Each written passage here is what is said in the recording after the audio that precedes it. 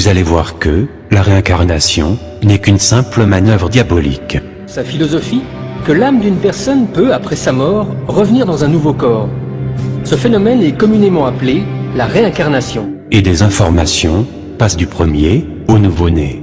Alors qu'en réalité, les informations sont importées par des démons qui ont le pouvoir de lire les fréquences de toute la galaxie, avec toutes les informations de la planète les plus anciennes, et qui datent parfois de plusieurs centaines de siècles, et les transmettre aux chefs des croyants à la réincarnation, et garder toujours ainsi leur domination sur les fidèles et les pratiquants de la réincarnation.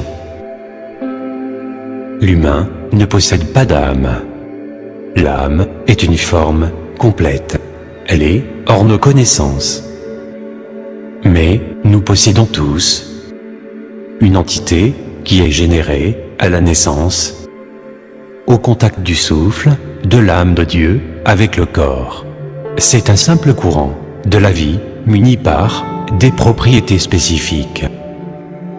Quand un humain meurt, l'entité se sépare du corps et rentre dans l'hibernation et dans d'autres dimensions hors notre monde.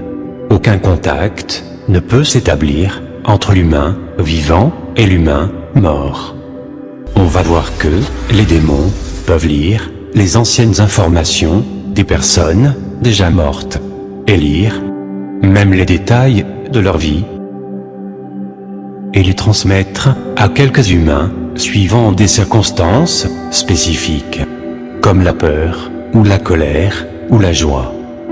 Soit directement, soit par l'intermédiaire des médiums qui ont des qualités physiques et psychiques spéciales pour accueillir les informations reçues des démons. Ces démons sont capables, dans certains cas, de s'allumer par l'image parfaite de n'importe quel visage ou forme,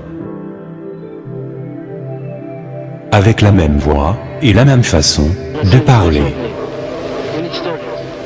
En réalité, les fantômes ne sont que des illusions diaboliques. Jamais un mort ne revient réellement chez les vivants. Même dans les rêves,